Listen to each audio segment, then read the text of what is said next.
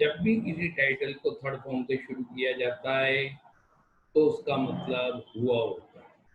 तो खोया हुआ बसंत मीन्स खोया हुआ बचपन या स्प्रिंग बचपन को कहा गया है, क्योंकि एक बच्चे का जो सबसे ज्यादा सुखद हैप्पीएस्ट समय होता है वो उसका 10-11 साल का होता है। उसके बाद तो फिर दुनिया भर की टेंशन चालू हो जाती है उसके जीवन में। ये भी है, पढ़ाई भी है, टीचर्स की डांट भी है। अब 10 साल तक के बच्चे को डांटोगे तो फर्क ही नहीं पड़ेगा, क्योंकि वो तो इधर से सुनता है, इधर से निकल जाता है, 15 मिनट बाद भूल भी जाता है। लेकिन ये चैप्टर में आपकी कुछ ऐसी बातें बताई हुई हैं। इसकी लेखिका है अनीस जंग, जो अमेरिका में रहती है, अमेरिका की नागरिकता ले ली है उसने, और वहां पर इसके पेरेंट्स भी सेटल हैं, ये भी वहीं सेटल हो गई, और पेरेंट्स भी इसके राइटर हैं, तो इसके ब्लड में ही राइटिंग है, सबसे बड़ी बात। अब ये क्या है, खोए हुए बचपन पर एक आर्टिकल, एक वो नोवेल लिख रही है पूरा, खोया हुआ बचपन। ये स्पीकर बंद रखो यार, आवाज आ रही है मेरे। हम्म। तो इसमें क्या होता है, वो एक लिखना चाह रही है कि गरीबी क्या है। आज जैसे तुम लोगों को, अपन सब हैं जो भी यहाँ मौजूद हैं, अभी अपन we don't know what is poverty. हम लोग कह देते हैं कि साहब हमारे पास पैसे नहीं है, हम तो ऐसे हैं ऐसे हैं। अभी गरीबी देखी नहीं है। गरीबी वो होती है जिसमें किसी बच्चे को या किसी भी परिवार के मुखिया को 2 टाइम का खाना भी नसीब नहीं होता, वो गरीबी है। जिसके घर में 1 टाइम का चूल्हा भी नहीं जलता, वो गरीबी है। हम लोग तो क्या होता है, मिडिल क्लास को भी कह देते हैं यार हमारे पास तो गरीबी आ रही है, क्या करें। गरीबी अभी देखी नहीं है किसे कहते हैं। जिनके घर में छत नहीं होती वो गरीबी कहलाती है। जिसके पास 2 टाइम का खाना आ रहा है ना, वो गरीब नहीं कहलाएगा कहीं से भी, ये ध्यान रखना हम उसका। तो अनीस जंग इंडिया आई है ये नोवेल तैयार करने के लिए खोए हुए बचपन पे। तो नेचुरल है, आपकी राइटिंग से कोई भी इम्प्रेस तभी होगा जब आप हकीकत बयान करेंगे उस लोकेशन की या वहाँ के लोगों की। वरना मैं भी कह दूंगा गरीब हैं यूं हैं। अब जैसे किसी करोड़पति लड़का या लड़की किसी एग्जाम में पूछ लिया गया, चलो पॉवर्टी पर निबंध लिख के दिखाओ, तो निबंध लिखते हैं कि मेरे पापा बहुत गरीब हैं, हमारे घर में केवल 9 कमरे हैं और हमारे पास केवल 5 ही एसी हैं, और कारों के नाम पर हमारे पास 2 ही कार हैं केवल, हम बहुत गरीब हैं। और खाने के टाइम पर सुबह नाश्ता भी मिल जाता है, लंच मिलता है, लेकिन काफ़ी दिक्कत आती है। तो ये गरीबी का उनका सिद्धांत अलग ही हो जाता है एक तरह से, बिल्कुल ही। तो गरीबी का आपने देखा किस किस तरीके से, एक अमीर बोलेगा तो गरीबी किसको कहेगा, लेकिन गरीब गरीब होता है। तो ये अनीस जंग दिल्ली में आती है, और दिल्ली में एक क्षेत्र है सीमापुरी। अब सीमापुरी की हिस्ट्री में आपको थोड़ी बता देता हूँ।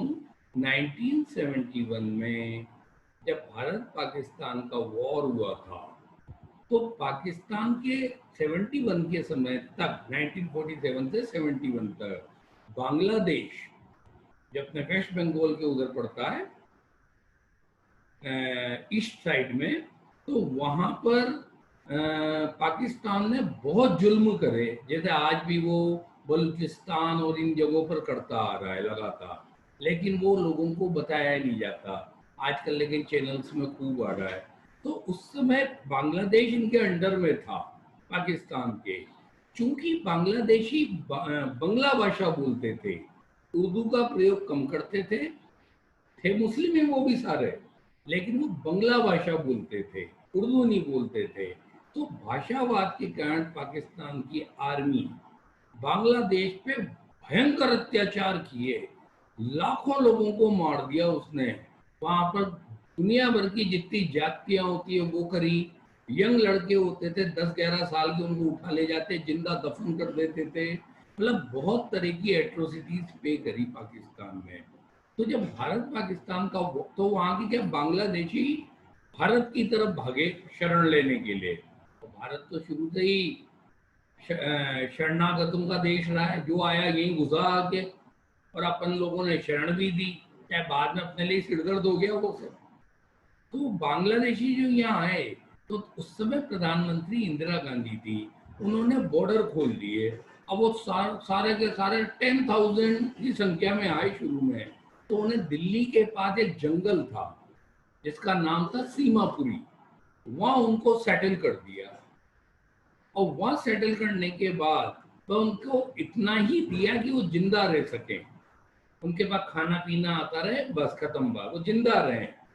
और इनके राशन कार्ड बनवा लिए। वो पॉलिटिकल ड्रामा होता है कि आप जिनको खाना दोगे वो आप वोट बैंक पक्का कर दिया आपने अपना पूरी तरह से, और उन बांग्लादेशियों को वहां सेटल कर दिया गया। वो सीमापुरी एरिया है, लेकिन वहां की गरीबी दिखाई गई है आपको पूरी तरह। आप इस चैप्टर में देखेंगे गरीबी कहते किससे हैं। तो अनीस जंग जब अपना नोबल तैयार करने आई तो सीमापुरी की विजिट करी, तो उसमें एक साहिब नाम का लड़का मिला, उधर 8-9 साल का। तो वो कचरा, जैसा आपने देखा होगा गलियों में भी कई, पहले अब तो पता नहीं तुमने देखे नहीं देखे, लेकिन हम छोटे थे तो हम तो देखते थे, नालियों में बीनने वाले आते हैं वो, जिन्हें क्या क्या कंकड़ पत्थर, और उनमें जो भी चीज आती है वो एक बड़ा सा बर्तन होता है लोहे का, उसमें वो डालते हैं, छानते हैं, मेटल मेटल आता है, उसे अलग निकाल लेते हैं, बाकी को नाली में बहा देते हैं वापिस से। तो जो साहेब नाम का लड़का है 8-9 साल का, वो कचरा बीनने का काम करता है। पीछे एक थैला लटकाए रखता है पीछे, जैसे असम में चाय के बागान में जो चाय की खेती करते हैं वो ऐसे ही करते हैं। जैसे खेती वो हो रही है आपकी, वो थोड़ी पीछे डाल दिया, यूं थोड़ा पीछे पीछे, ऐसे ऐसे तोड़ी जाती है चाय की पत्तियां, जिनसे चाय बनती है आपकी घर की, ऐसे ऐसे करके निकाला जाता है उसको। तो होता क्या है फिर, जब वो इस प्रकार का साहब ऐसे बीनता था वहां का कचरा, और तो ये एकदम से उसे मिली।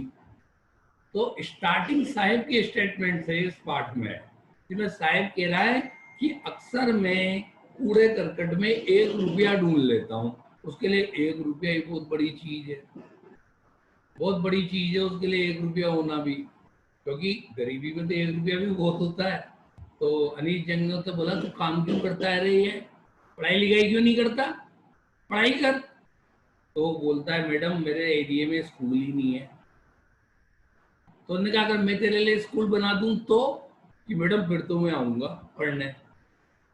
अब इसके बाद राइटर चली जाती है, और वहां से जाने के बाद वो 8-10 दिन बाद फिर आती है, तो एकदम वो साहेब आता है भागता भागता, मैडम मैडम मेरा स्कूल बन गया क्या।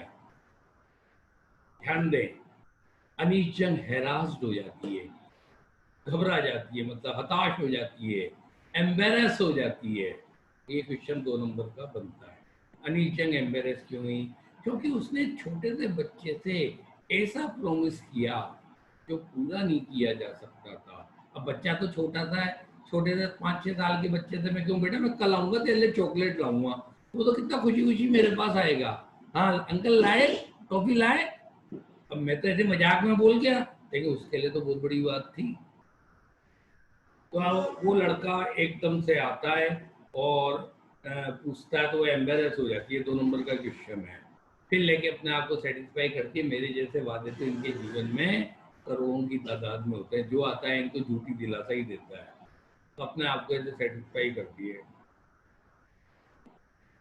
इस प्रकार का वहाँ का माहौल चल रहा है। फिर एक दिन वो साहिब को देखती है कि वो उसके सीमापुरी के क्षेत्र में ही कुछ लड़कों के साथ सुबह पहले घूम रहा है, और नंगे पैर हैं सब लड़के, सारे नंगे पाँव।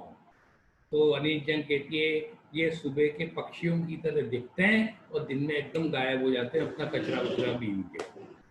तो उसने एक लड़के से पूछा, साहिब से ही पूछा पहले, तेरी चप्पल कहाँ है। तो जैसे बच्चों में तुम्हारी आदत होती है, जैसे कोई बच्चा उलझ रहा होता है तो दूसरा बच्चा भी उसके एक और सरका देता है, सर इसने भी नहीं किया। और फिर जैसे टीचर डांटने लगे तो दूसरा बच्चा कहता है सर देखो इसकी राइटिंग भी देखो, मतलब नहीं फंस रहा हो तो फंसा दो साले को के। तो ये एक बच्चों की टेंडेंसी होती है। तुम भी इससे अनटच्ड नहीं हो। तो सभी की आदत होती है एकदम से दूसरे की उड़ा दो मौका मिलते ही। खैर, अब वो जैसे ही उसने बोला साहब से भाई चप्पल कहाँ है, तो बेचारा वो बोला कि मेरी माँ ने ना टांड के ऊपर रख रखी है कमरे की। तो दूसरा लड़का बोलता है आगे हो के बिना पूछे ही कि मैडम अगर इसको दे भी देंगे तो साला घुमा देता है। तो तीन फिर तो जो बोला उसने दो अलग अलग रंग के जूते पहन रखे थे। बोले एक दोनों बाएं बाएं जूते, बाएं पैर के जूते और अलग अलग रंग के। तो उसने कहा तेरे क्या पहन रखा है, तो एकदम से झेपा। तो तीसरा बच्चा बोलता है मैडम मुझे तो ऐसे ही जूते दिला दो। हाँ, नीचन को लगा कि यार ये गरीबी के कारण नंगे पाँव है या कोई और बात है। फिर उसने एकदम से एक कहानी याद आती है कि एक उदीपी नाम का एरिया आता है साउथ इंडिया में। तो वहाँ का एक व्यक्ति उसे मिला था। तो उसने बोला कि हमारे यहाँ तो परंपरा है नंगे पाँव रहने की, कि जब तक देवी माता के मंदिर में हमें चप्पल नहीं मिल जाती तब तक हम पैरों में चप्पल ही नहीं पहनते, चाहे 18 साल का हो जाए बच्चा, लेकिन वो चप्पल जूते नहीं पहनेंगे जब तक कि उन्हें मंदिर में न मिल जाए। ये वहां का कस्टम है। तो अनीत जंग बोलती है क्या भारत में नंगा पांव रहने के पीछे केवल गरीबी ही जिम्मेदार है या परंपराएं ट्रेडिशंस भी जिम्मेदार है। तो इस प्रकार की बात सो कहती है इस चैप्टर में। फिर वो और ज्यादा कंफर्मेशन करने के लिए उदीपी जाती है। अब उदीपी गई वहां, तो उदीपी में जाकर उसने वो आदमी था जो वो एक पुजारी का लड़का था। तो उसने जो मंदिर बताया था जहाँ पर चप्पलें मिलती है, जहाँ देवी माँ का आशीर्वाद माना जाता है, वो उस मंदिर गई। अब पुजारी बदल चुका था, नया पुजारी आ गया, लेकिन मंदिर का पीछे का हिस्सा टूट गया था। वहाँ ऐसी टूटी हुई कुर्सियाँ पड़ी थी। तभी पुजारी का बच्चा आया, वो वाला नहीं जो उससे पहले बोल रहा था। अब छोटा बच्चा आया, इसको अपने बैग को यूं फेंका उसने एकदम उछाल के, और उसके बाद सीधे देवी माता के पास गया और हाथ जोड़ के कहा माता आपका बहुत बहुत धन्यवाद, आपने मुझे चप्पल दिला दी, अब कभी इसे खोने मत देना।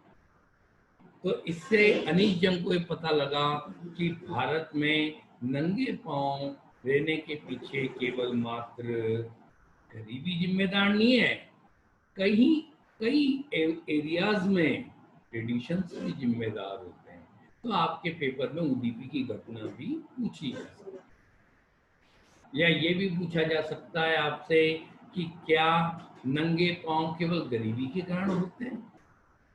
कुछ भी पूछ सकता है मतलब, लेकिन अब आपको जैसे कहानी का पता है। फिर इसके बाद लेखिका वापस सीमापुरी आती है। नॉवल ऐसे ही नहीं लिख देते हैं राइटर, करोड़ों में बिकते हैं, फिर इनके करोड़ों प्रतियां बिकती हैं, तो वो हकीकत बयान करते हैं। फिर अनीत जंग वापस सीमापुरी आई।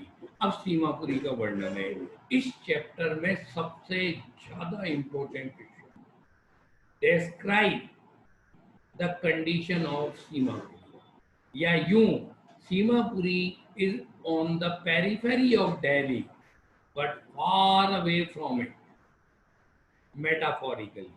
पेरिफेरी कहते हैं बॉर्डर, सीमा को।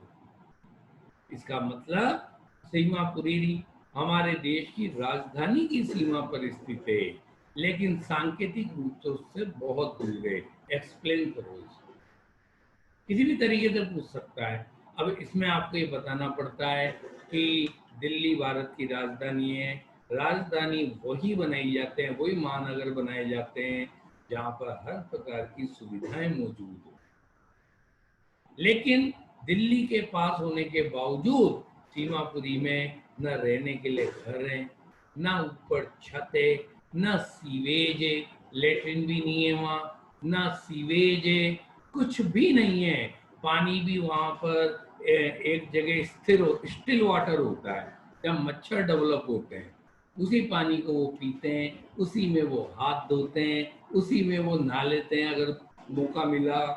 ऐसा जीवन जीते हैं। और उनकी छतें टिन और टारपोलिन की हैं, तिरपाल की छतें।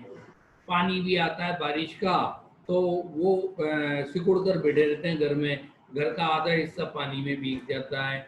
और ऐसे घर हैं जहाँ पर जानवर और इंसान साथ साथ रहते हैं। तकिया नहीं है तो किसी जानवर को तकिए के रूप में उसका पेट इस्तेमाल कर लिया। लेकिन उन सबके पास राशन कार्ड है जो उनको अनाज दिला देता है। तो वहां की वो एक महिला से पूछती है, नीचन तुम यहाँ ऐसी स्थिति में आए क्यों रहने के लिए, तुम्हारे खुद के देश में क्या दिक्कत थी।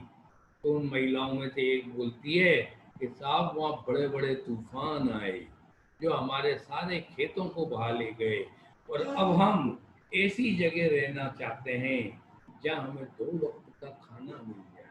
हम यहाँ इसीलिए रहते हैं सीमापुरी में कि हमें 2 वक्त का खाना नसीब हो जाए। और ऐसी जगह रहने से 2 वक्त का खाना नसीब होना ज्यादा बढ़िया है, जहाँ पर खेत तो हैं लेकिन खाने का अन्न नहीं है। और बड़े बड़े तूफान, वहाँ तूफान पाकिस्तानी आर्मी के द्वारा की गई जातियां हैं, जो उन्होंने लाखों की तादाद में वहाँ मारकाट मचाई बांग्लादेशियों के साथ। यही कारण है कि आज भी बांग्लादेश भारत का सपोर्ट करता है पाकिस्तान की जगह, क्योंकि भारत ने उसे आजाद कराया था 1971 में के वॉर में। और पाकिस्तानी आर्मी वहाँ बहुत ज्यादा क्रूरताएं और जातियां करती थी उन लोगों पे, और उनका दोष एक ही था, वो बंगला भाषा बोलते, केवल इस दोष के कारण, और कोई दोष नहीं था उनका। मुस्लिम बांग्लादेशी भी थे लेकिन उससे नहीं होता, वो लैंग्वेज अलग बोलते थे। तो बस इस प्रकार उन्होंने बांग्लादेशी वहाँ सीमापुरी में सेटल हो गए।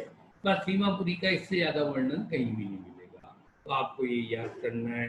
फिर एक बार वो दोबारा सीमापुरी में जाती है, तो वहां पर साहेब एक क्लब के अंदर जो गेम चलता है ना लॉन टेनिस का, वो अच्छे अमीर लोगों का गेम माना जाता है, क्योंकि उसका रैकेट भी 15-15, 25-25, 30-30 हजार रुपए के आते हैं रैकेट।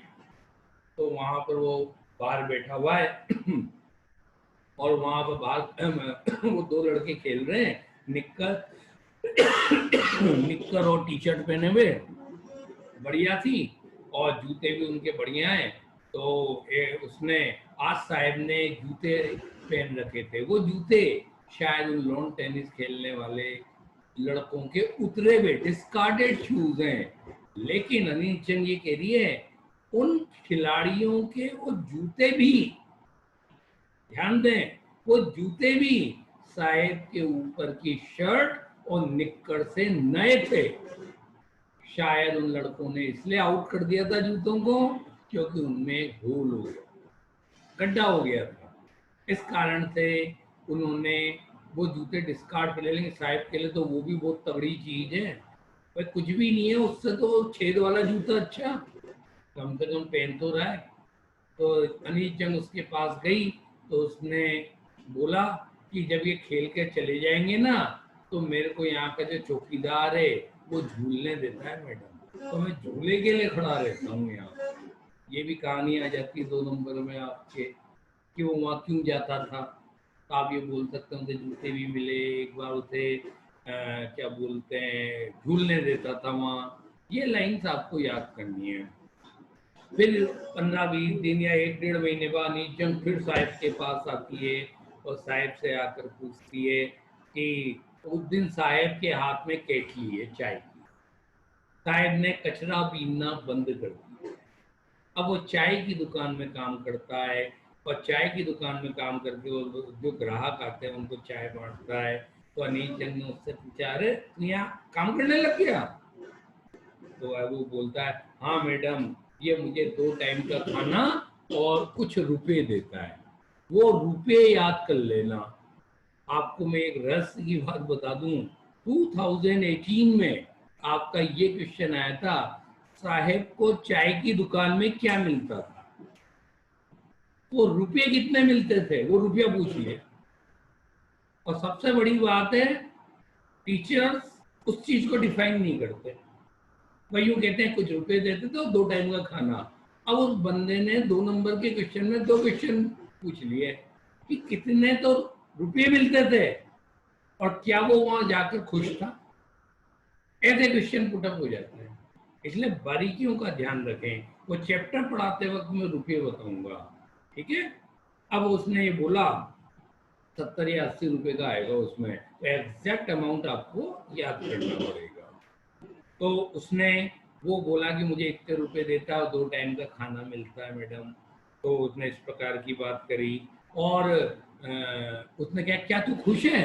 तो उसने एकदम सड़क पर घूर घूर करके नीचे देखा। मतलब वो प्रसन्न नहीं था, क्योंकि जब वो कूड़ा करकट उठाता था तो थैला उसका अपना होता था। अब वो केतली भी जो है वो चाय की दुकान के मालिक की है। साहेब अपनी आजादी खो चुका है। ये इसका करेक्ट आंसर है कि क्या वो खुश था? Is sahib happy working in a tea stall? काफी इंपॉर्टेंट इशू जिसे आपको मिस नहीं करना। फिर इसके बाद साहेब का प्रकरण खत्म, सीमापुरी दी एंड। अब इसके बाद ये फिरोजाबाद जाती है, वो भी दिल्ली के पास ही है। फिरोजाबाद में मुकेश नाम का लड़का है, वही साहिब की उम्र का। तो वो आपका टॉपिक इसमें आपके है नहीं, पहले वाले चैप्टर में जो आज से 6-7 साल पहले वाला कोर्स था सीबीएसई का, उसमें लिख रखा था I want to be a driver या I want to be a motor mechanic. ये है उसका टॉपिक। लेकिन तुम्हारी किताब में टॉपिक नहीं लिखा हुआ, पर डायरेक्ट फिरोजाबाद आ जाता है। जबकि सीबीएसई में बाकायदा I want to be a mechanic ये लाइन आती है टॉपिक में। अब साहेब का तो खेल खत्म हो गया। अब अनीस जान फिरोजाबाद जाती है वहाँ के गरीबों को देखने। तो फिरोजाबाद में वो मुकेश के पास जाती है, तो मुकेश कहता है मैडम मैं तो मोटर मैकेनिक बनना चाहता हूँ। तो वो उससे बोलती है तू कैसा वो होता है मोटर मैकेनिक बनेगा? अच्छा, अब ये तो यार अमेरिका रिटर्न है। अनीस जंग वो मोटर मैकेनिक से आगे दिमाग में ही नहीं आ रही उसके कुछ बनने की। तो वो कहती है वो कहता है मैं तो मोटर मैकेनिक बनूंगा। और उसके बाद फिर वो उसकी तहकीकात करती है, भाई तेरे पास क्या है क्या नहीं है। और इस प्रकार उसका देखते हैं कि उनके घर में 2 टाइम का खाने का भी नहीं है। लेकिन फिरोजाबाद बेंगल मेकिंग के लिए प्रसिद्ध है। जिस प्रकार सीमापुरी के बारे में प्रश्न पूछा जा सकता है, उतना ही इम्पोर्टेंट फिरोजाबाद का भी क्वेश्चन है। आपसे आ जाता है फिरोजाबाद किस चीज के लिए फेमस है, तो आपको ये लाइन से याद रखनी पड़ेगी। गरीबी आप सीमापुरी जैसा ही वर्णन कर देंगे। तो फिरोजाबाद बेंगल मेकिंग के लिए, चूड़ियों के लिए प्रसिद्ध है। और देश और विदेश में यहाँ की चूड़ियाँ बिकती हैं। लेकिन यहाँ पर जो बनाने वाले हैं उन्हें 2 टाइम का खाना भी नसीब नहीं होता। अब वो क्यों नहीं होता, ये कहानी आप पढ़ेंगे उसमें।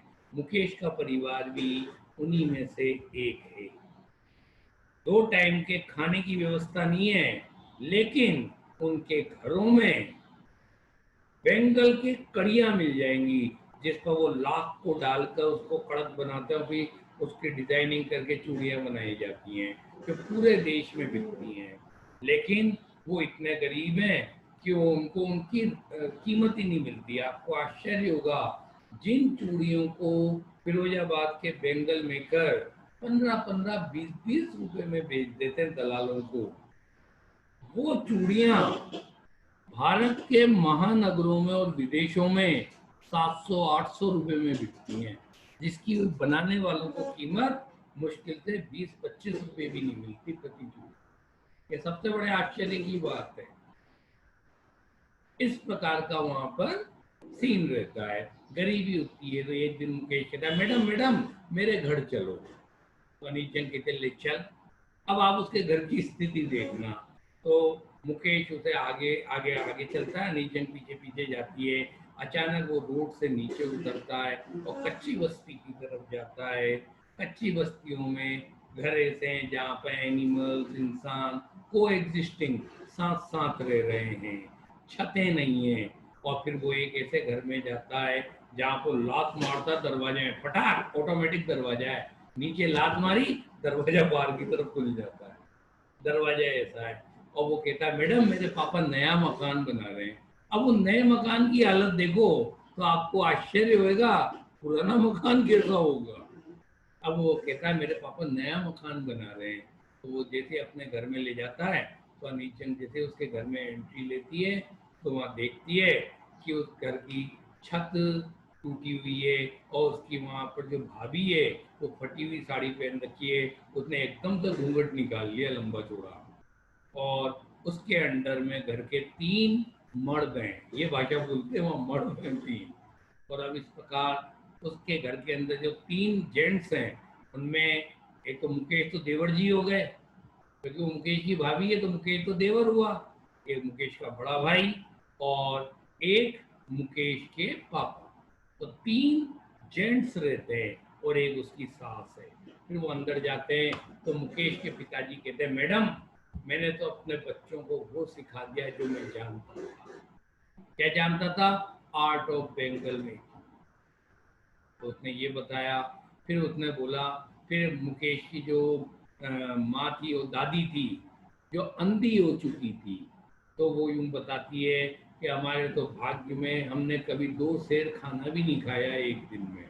लेकिन वहाँ देखा तो कड़ियाँ कड़े पड़े हुए थे वहाँ बेंगल में करके, जिनमें वो ढाला जाता है। और वहाँ पर अब वहाँ की बुरी स्थिति है कि एडल्ट होने से पहले, 18 साल की उम्र में पहुंचने से पहले, वहाँ लोग अंधे हो जाते हैं, क्योंकि वो अंधेरे उनमें काम करते हैं। उनके कमरे बिल्कुल बंद हैं, वहाँ रोशनदान नहीं है, और घर के अंदर भट्टियां जलती हैं। आप सोचो मई जून में जब पढ़ाते कभी लाइट चल जाती है, तुम कितने नाराज हो जाते हो, इतनी गर्मी हो रही है। आप सोचो फिरोजाबाद के लोग तुमसे भी छोटी उम्र के 5-5 साल के लोग ही वो चूड़ियां बनाने लग जाते हैं कांच की। अब कांच की चूड़ियां बनाते हैं कांच को गलाकर। तो आप सोचो उसके धुएं में भी तो कांच ही आ रहा है। अब वो कांच आपकी आंखों में जाएगा तो आप अंधे होगे नहीं होगे, तो धुआं अंदर जा रहा है आपका। तो वहाँ एडल्ट होने से पहले ही, 18 साल की उम्र में पहुंचने से पहले, वहाँ लोग अंधे हो जाते हैं। तो मुकेश अभी अंधा नहीं हुआ, लेकिन मुकेश के पिताजी अंधे, मुकेश की माताजी अंधी, मुकेश की दादी अंधी, सब अंधे हो जाते हैं। तो इस अंधेपन वाली कंडीशन को हर हाल में लिखना है, भूल के भी मत छोड़ना कि वो एडल्ट होने से पहले ब्लाइंड हो जाते हैं, क्योंकि अंधेरे में काम करते हैं और बाहर की रोशनी में उन्हें दिखता ही नहीं है, क्योंकि उनकी आंखें अंदर की भट्टी की आग में अभ्यस्त हो जाती हैं, हेबिचुअल हो जाती हैं। इस प्रकार उनका जीवन चलता है। फिर वो मुकेश से पूछती है कि तू क्या पायलट बनेगा? नहीं, अभी तो वो फिर वहां के नौजवानों के पास जाती है। अब चूंकि ये तो अमेरिका से आई है, तो इसने वहां के लड़कों से बोला कि तुम्हारी चूड़ियां इतनी महंगे महंगे दामों में बिकती है, तो तुम कोऑपरेटिव क्यों नहीं बना लेते अपना, एक अपना संगठन बनाओ, तुम खुद बेचो ना, तुमको ज्यादा फायदा होगा।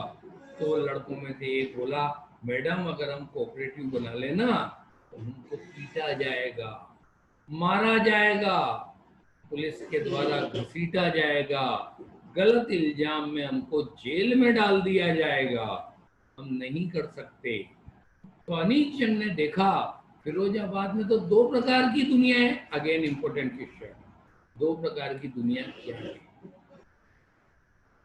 तो एक दुनिया में तो अपनी जाति, जाति का मतलब वहां ये नहीं है हिंदू मुस्लिम कुछ भी, सिख ईसाई, वहां कोई सा भी नाम कोई सा भी रख लेता है।